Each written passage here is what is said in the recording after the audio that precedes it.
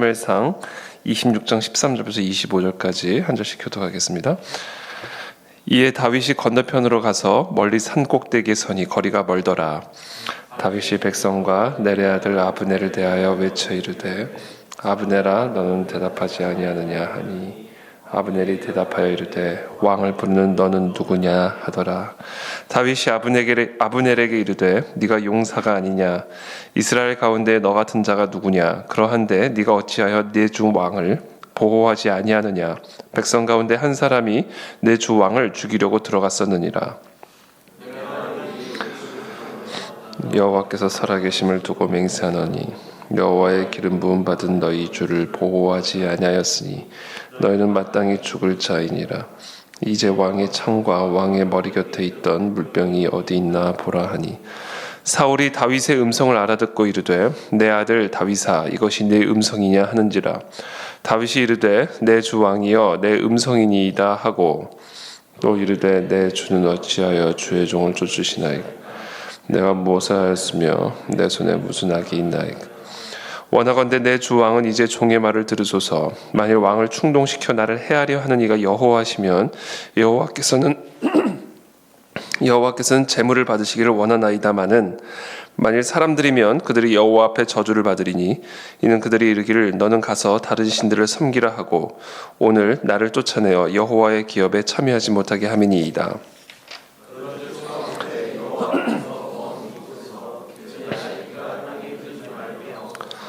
이는 산에서 매출하기를 사냥하는 자와 같이 이스라엘 왕이 한 벼룩을 수색하러 나오셨음이니이다. 사울이 이르되 내가 범죄하였도다. 내 아들 다윗아 돌아오라. 네가 오늘 내 생명을 귀하게 여겼은즉 내가 다시는 너를 해하려 하지 아니하리라. 내가 어리석은 일을 하였으니 대단히 잘못되었도다 하는지라.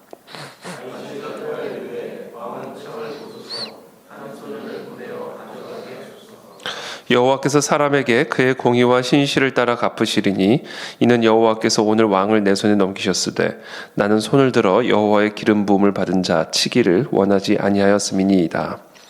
오늘 왕의 생명을 내가 중히 여긴 것 같이 내 생명을 여호와께서 중히 여기셔서 모든 환난에서 나를 구하여 내시기를 바라나이다 하니라. 함께 읽습니다.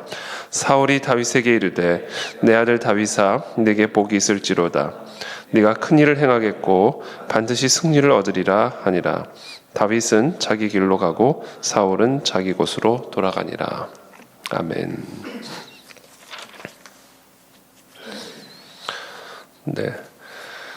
우리 어저께 본문에 이어서 오늘 계속해서 이 사울을 대면한 이 다윗의 이야기가 기록이 되어 있습니다. 사울을 죽일 수 있는 정말 곤히 잠들어 있는 사울을 칼로 찔러 죽일 수 있는 그래서 이 원한을 보복할 수 있는 그렇게 함으로써 또 다윗 자신이 스스로를 보호할 수 있는 이 사울의 위협으로부터 스스로 벗어날 수 있는 그 기회를 사용하지를 않죠.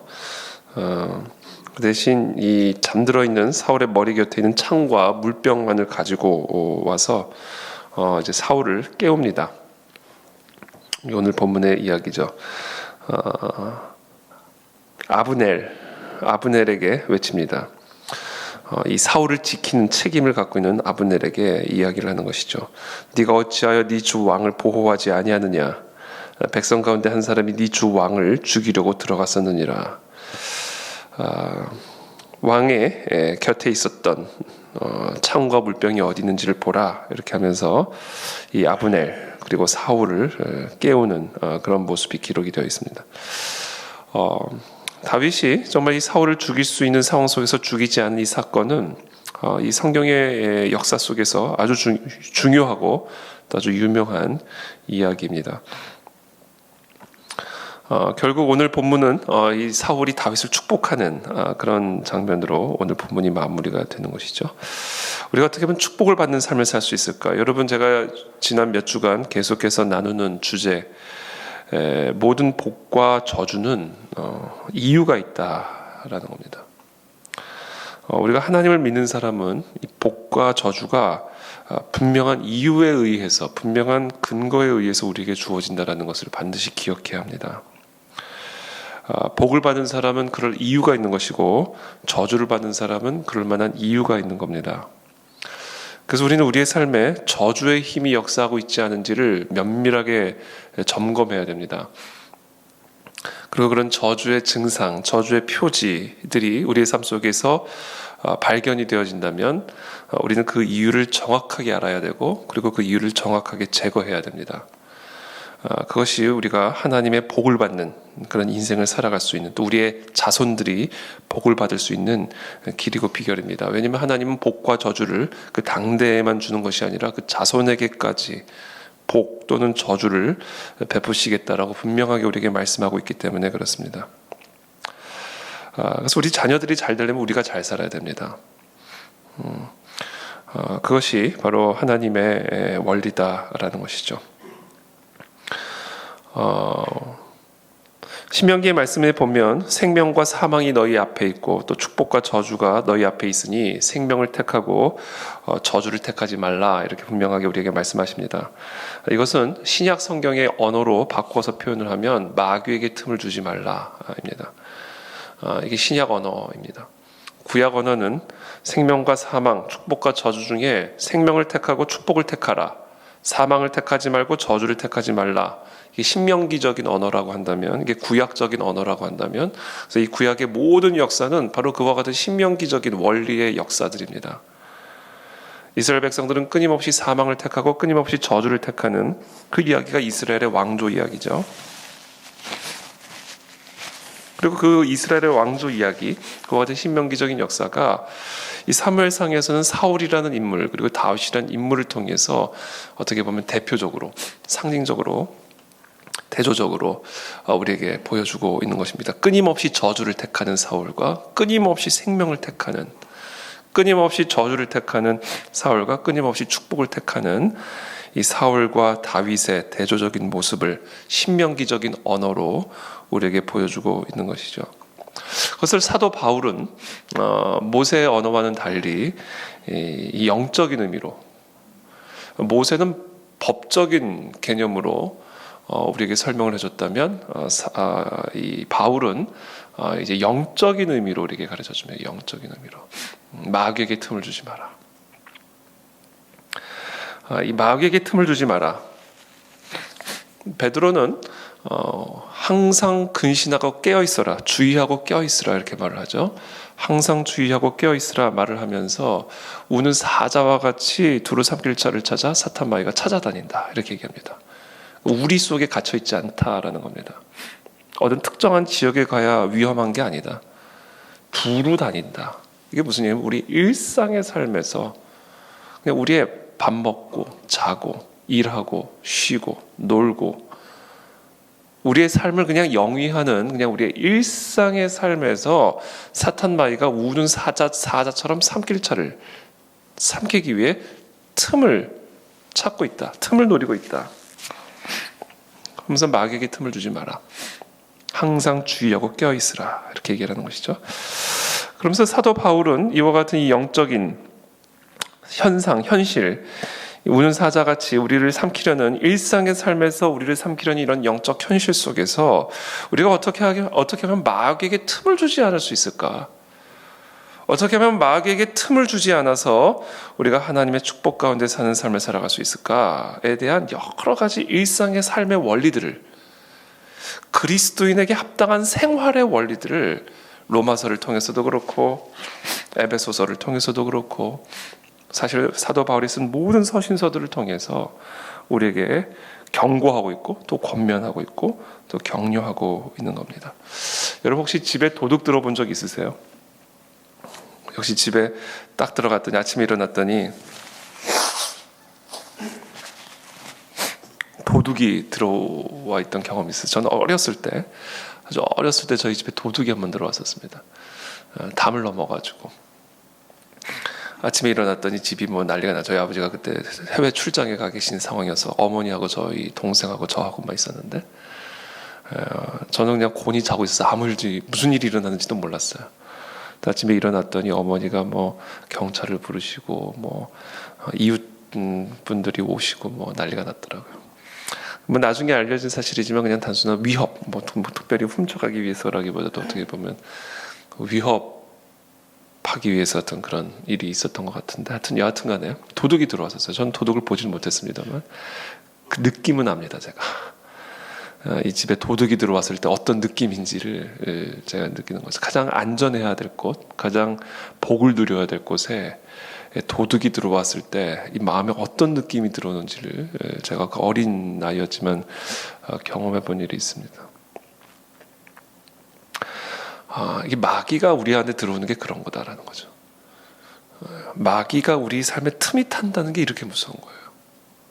마귀가 우리의 가문 안에 틈을 타고, 우리의 삶 안에 틈을 타고, 우리의 기업 안에 틈을 타고, 우리의 교회 안에 틈을 타는 게 이게 이렇게 무서운 겁니다. 마귀는 우리에게 복을 주기 위해서 틈타지 않습니다. 저주하고 멸망시키고 죽이기 위해서, 생명을 뺏기 위해서 우리에게 틈을 타는 겁니다. 그러니까 우리가 어떤 자세로 마귀로부터 틈이 나지 않도록 지켜야 될지, 이 마음 자세를 우리가 좀 회복해야 될 필요가 있다는 거죠. 마치 우리 집을 도둑으로부터 지키는 것처럼 다시는 우리 집에 도둑이 들지 못하도록 철저하게 문점검을 하고 여러 보안 장치들을 하는 것처럼, 어떤 자세로 우리가 이 마귀로부터 우리를 지켜야 할지, 여러분, 오늘 이 새벽에 우리가 그런 마음가짐이 회복이 되기를 축복합니다. 마귀는요, 무서운 존재입니다. 마귀는 무서운 존재예요. 물론 우리는 그 마귀를 넉넉하게 이기는 권세를 가지고 있기 때문에 우리는 능히 마귀를 이길 수 있지만, 그러나 마귀를 우리가 주의하지 않고 깨어서 그 마귀를 대적하지 않으면 마귀는 우리에게 무서운 존재가 됩니다. 저주의 힘이 역사하는 인생, 무서운 인생이 되는 거죠. 저는 오늘 우리 모든 가네지리 성도들이 이 저주의 힘으로부터 구원받기를 축복합니다. 저주의 힘은 끊어졌음을 선포하노라. 여러분, 마귀를 대적해야 됩니다. 마귀에게 틈을 주면 안 됩니다. 일상의 삶에서 강도에게 우리가 틈을 주지 않는 것처럼 마귀에게 틈을 주면 안 된다. 그러면 어떻게 하면 마귀에게 틈을 주지 않는 삶을 살 수 있을까? 여러 가지 일상의 삶의 케이스들을 우리가 좀 염두에 둘 필요가 있어요. 성경은 그런 모든 우리의 일상의 삶에서 어떻게 하면 마귀를 대적하고 마귀가 우리 삶에 틈타지 못하도록 할 수 있는 여러 가지 상황들을 이야기를 하는데, 오늘 이 새벽에 우리가 그 모든 상황들을 다 이야기를 할 수는 없고, 특별히 오늘 저희는 이 다윗이 처한 상황을 통해서, 왜냐하면 우리도 일상의 삶에서 사울 같은 사람을 만나거든요. 다윗과 같은 그런 상황들을 우리가 맞닥뜨리게 되거든요. 그래서 우리가 오늘 이 다윗 처한 상황 속에서 우리가 어떻게 하면 마귀에게 틈을 주지 않고 하나님의 복을 택하고 생명을 택하는 인생을 살 수 있을까? 사탄 마귀는 사울 같은 사람들을 통해서, 또는 다윗 처한 이런 상황들을 통해서 끊임없이 우리의 틈을 노립니다. 어떻게 하면 들어갈 수 있을까? 어떻게 하면 저 집 안에 들어갈 수 있고, 어떻게 하면 저 인생 안에 들어가 생명을 빼앗고 파멸시킬 수 있을까? 저주의 힘이 역사하게 하여 내 종이 되게 만들 수 있을까? 사울 같은 상황, 다윗이 처한 상황, 이런 상황들을 통해서 끊임없이 틈을 노린단 말입니다.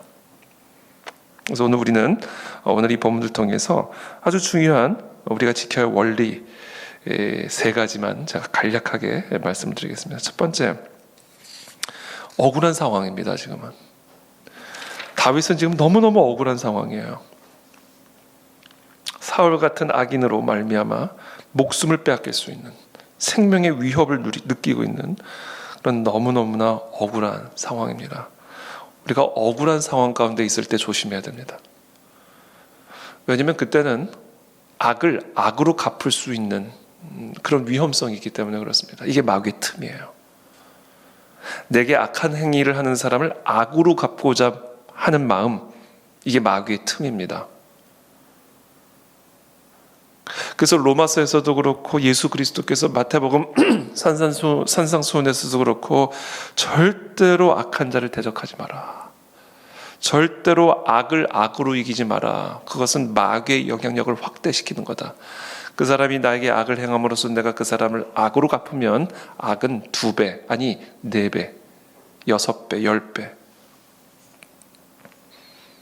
마귀의 역사, 마귀의 지배력은 오히려 더 강력해지므로 악한 자가 너를 대적하거든 그 악한 자를 너도 동일하게 대적하지 말고 그 머리에 숯불을 쌓아둬라.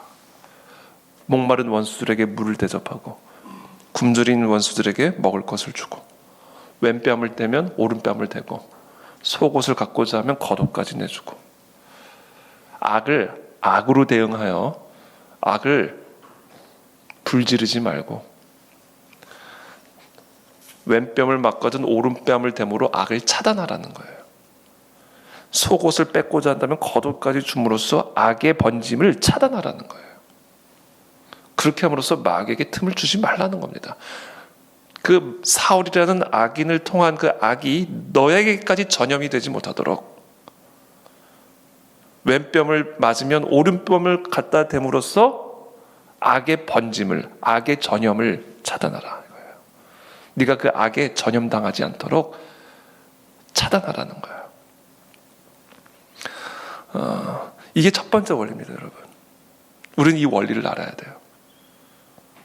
우리가 마치 감기에 걸린 사람, 그 감기 바이러스가 내게 전염이 되지 않도록 우리가 마스크도 쓰고 비타민도 열심히 먹고 일정 거리를 두고 이렇게 하면서 우리 스스로를 보호하듯이 이 마귀의 이 바이러스가 사울과 같은 악인을 통해 내게 전염이 되려고 하거든 그것을 동일하게 악으로 갚아 그 악에 전염당하지 말고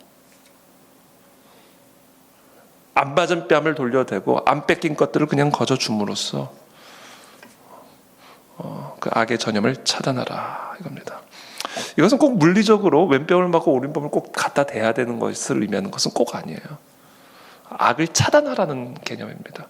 속옷을 뺏고자 하는 사람에게 겉옷까지 주라는 의미가 꼭 물리적으로 그렇게 하라는 의미가 아닙니다. 물론 경우에 따라서는 그게 악을 차단하는 경우라면 그렇게 하라는 거예요. 그러나 본질은 한 대 맞고 두 대 더 맞아라는 얘기가 아니라 악을 차단하라.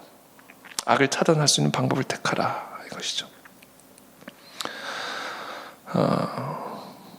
이게 매우 중요합니다. 두 번째 우리가 또 오늘 본문을 통해서 배워야 될 것은 그러니까 첫 번째 원수와의 관계 속에서 그러니까 일상에서 우리는 원수들을 만나죠. 직장에서도 만나고 가정 안에서도 만나고 우리 일상의 삶에서 우리를 억울하게 만드는 원수들과의 관계 속에서 우리가 어떻게 마귀에게 틈을 주지 않을 수 있는지를 오늘 설명하고 두 번째 오늘 우리가 다윗을 통해서 배울 수 있는 일상의 삶에서 마귀에게 틈을 주지 않는 방법은 이 권위자와의 관계 속에서 이 마귀에게 틈을 주면 안 됩니다. 모든 권위는 여호와 하나님으로부터 온 것이다. 권위라고 하는 것은 여호와 하나님 한 분에게만 있는 거예요. 모든 인간은 다 흙이에요. 모든 인간들은 다 죄인입니다. 권위라고 하는 것은요, 우리를 지으신 창조주에게만 속한 특성이고 특권입니다. 우리에게 무슨 권위가 있겠습니까? 근데 하나님은 모든 권위를 독점하고 계시는 만왕의 왕, 통치자 여호와 하나님께서는 이 땅을 다스리고 통치하시기 위해서 그 여호와의 권위를 흙 같은 인간에게 누군가를 택하셔서 그 사람에게 주셨어요. 그 사람이 특별해서가 아니에요. 그 사람이 특별한 이유는 하나예요. 하나님이 택하신 거예요. 그건 하나님 마음이에요. 그게 하나님의 기름 부으신 종이라는 의미입니다. 그게. 다윗과 사울이 본질적으로 뭐가 다르겠습니까? 다윗과 다른 자신의 형들이 다윗과 본질적으로 어떤 차이가 있겠어요? 근본적으로는 차이가 없어요. 니나 나나 똑같아요. 그러나 그 사람이 다른 이유는 하나예요. 그 사람에게 그런 권위, 그런 지위, 그런 위치, 그런 힘이 주어진 이유는 하나입니다. 하나님이 택하셔서 하나님이 주신 거예요. 그래서 그 사람을 치는 건 하나님을 치는 겁니다. 하나님의 권위를 부정하는 거예요. 그게 마귀에게 틈을 주는 겁니다.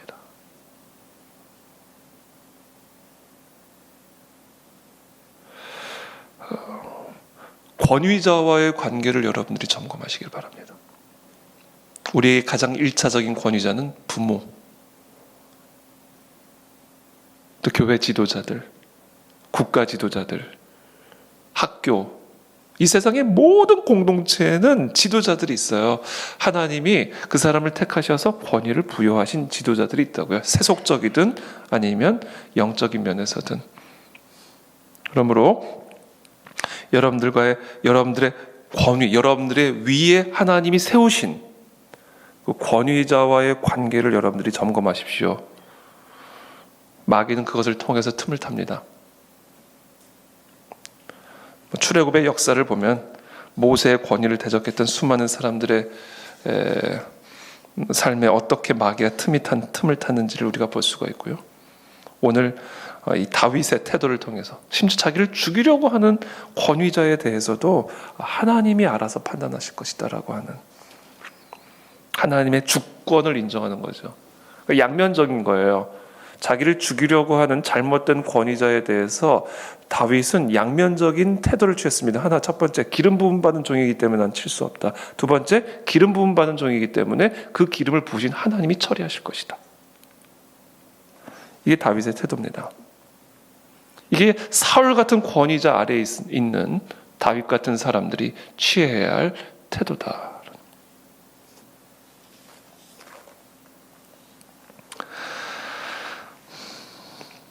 마지막으로 세 번째,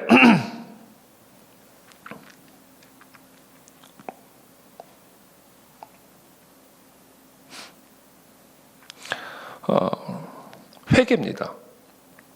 우리는 다 죄를 저지르고 우리는 다 연약하기 때문에 우리는 다 부족하기 때문에 우리는 끊임없이 마귀에게 틈을 줘요.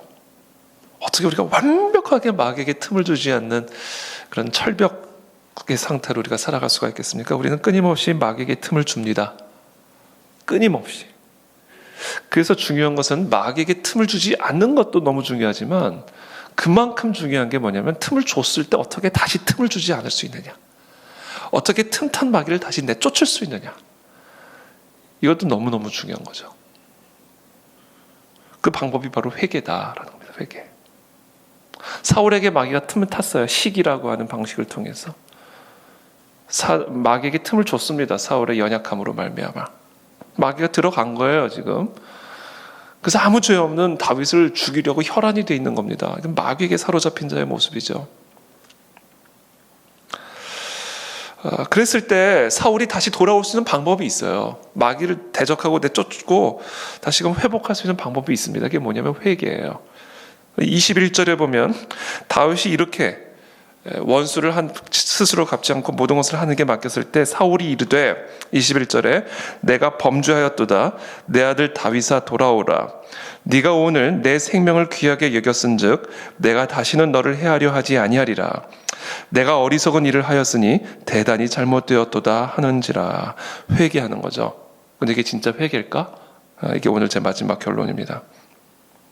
우리가 잘 알다시피 사울은 끝까지 진정한 의미에서 회개를 하지 않았습니다. 마귀에게 틈이 계속 열려진 상태로 순간 닫는 것처럼 보였지만, 순간 마귀에게 틈을 닫는 것처럼 보였지만 이 틈이 완전히 닫히질 않았어요. 계속해서 마귀가 틈탄 상태로 계속해서 이어지다가 저주받고 죽습니다. 아들과 함께. 왜냐하면 이게 온전한 회개가 아니었기 때문입니다. 오늘 이 사울의 모습은 회개라기보다는 그냥 이건 어떤 단어를 쓰는 게 적합할지 모르겠습니다만 하여튼 진정한 의미에서 회개가 아니에요. 지금 사울은요 다윗에게 미안하다 사과한 겁니다. 회개는요 사람 앞에서 하는 게 아닙니다. 하나님 앞에서 하는 겁니다. 모든 죄는 기본적으로 사람에게 행하기 이전에 하나님에게 행하는 겁니다. 내가 사람에게 거짓말을 해도요 그 사람에게 사과하는 것으로 끝나면 건 진정한 의미에서 회개가 아닙니다. 내가 그 사람을 비방해서 그 사람에게 사과한다면 그것으로 회개가 이루어지는 건 아니고 사과예요. 사과가 회개는 아닙니다.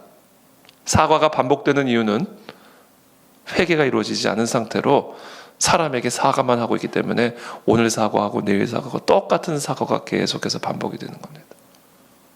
이게 사울의 모습이죠. 마귀에게 틈을 완전히 닫지를 못한 거예요. 마귀에게 완전히 틈을 닫아버리는 행위는 바로 회개입니다. 회개란 하나님 앞에서 내가 행한 죄를 하나님에게 사과드리는 거예요. 잘못했습니다. 동시에 이 회개라고 하는 것은 무엇을 의미하냐면 하나님에 대한 두려움을 회복하는 겁니다. 다윗처럼 모든 주권이 하나님에게 속하였음을 인정하고 내가 하나님 앞에서 죄를 범했습니다. 그래서 마귀가 내 안에 틈을 타게 되었고, 그래서 내가 사망을 선택하고 저주를 선택하게 되었습니다. 저주에 대한 두려움, 하나님의 저주에 대한 그 공포, 그 두려움이 회복이 돼가지고 어머나 큰일 났네. 그리고 다시 마귀에게 딱 틈을 닫아버리는 거. 강도가 들었을 때 그 공포와 두려움으로 말미암아 경찰을 부르고 문단속을 제대로 하고 여러 가지 보안 장치를 보완하는 그런 행위들, 그게 진정한 의미에서 회개죠. 들어온 강도를 그냥 나갔다고 해서 다행이다 끝났다, 그럼 또 들어오죠. 그래서 이 진정한 의미에서 회개라는 것은 이 저주에 대한 공포와 두려움으로 인해 하나님에 대한 진정한 의미에서의 두려움을 회복함으로 마귀에게 틈을 줬던 바로 그 부분을 우리의 삶에서 제거하는, 그것이 바로 진정한 의미에서의 회개입니다. 사울은 그 부분에서 실패를 했고 결국 그것으로 인해 저주를 받아 죽게 됩니다. 그래서 오늘 우리는 이 세 가지 원리를 오늘 우리가 다윗을 통해서 또 사울을 통해서 배우게 되었는데, 오늘 하루 원수 같은 사람들과의 관계 속에서, 특별히 그 원수가 우리의 권위자였을 때의 관계 속에서 우리가 어떻게 마귀에게 틈을 주지 않는 법을 배우는가에 대해서 우리가 함께 나누었고요. 혹시라도 우리가 마귀에게 틈을 주었다면 어떻게 하면 우리가 다시 그 마귀를 대적하고 우리의 삶에 역사하는 틈타는 저주의 힘을 내쫓고 중단시키고 차단시키고 다시금 하나님의 축복 아래 거하는 인생으로 돌아갈 수 있는지, 오늘 원수를 대하는 법, 원수 같은 권위자를 대하는 법, 거기에 실패했을 때 회개하는 법, 이 부분에 대해서 오늘 우리가 함께 나누었습니다. 그래서 오늘 하루 우리의 삶, 일상의 삶에서 마귀에게 틈을 주지 않으므로 하나님의 축복 아래 거하는 그런 복된 저 여러분들의 삶이 되시기를 예수님의 이름으로 축복합니다. 특별히 억울한 일을 당했을 때 모든 주권을 하나님에게 의탁하고 하나님의 공의로운 신실하신 판단을 우리가 기다릴 수 있게 되기를 바랍니다. 사실 자꾸 말이 길어져서 죄송한데 새벽부터 이렇게 말이 많아지면 말이 아니라 설교입니다.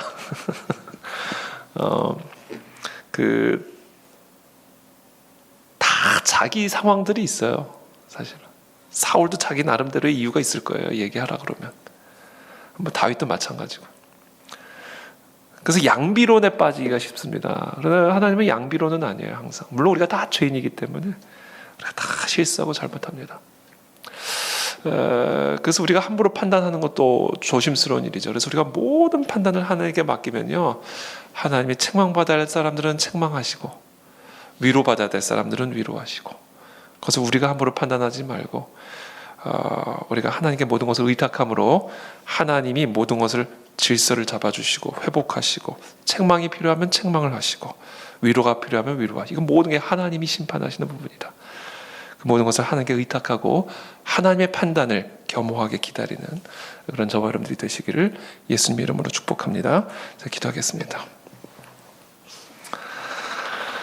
살아계신 하나님 감사합니다. 오늘 이 새벽에 정말 하나님 앞에 두렵고 떨림으로 무릎을 꿇는 겸손하고 낮은 그런 마음을 가진 우리 모두가 되기를 원합니다. 하나님만이 심판자이시고 하나님만이 권위자이시고 하나님만이 모든 생사 화복을 주관하시는 전능자이심을 고백하고 찬양합니다. 그 하나님을 경외함으로 마귀에게 틈을 주지 않는 우리의 삶이 되게 도와주셔서 언제나 생명을 택하고 축복을 택하는 그런 복된 우리 모두의 삶이 되어지도록 은혜를 베풀어 주시옵소서.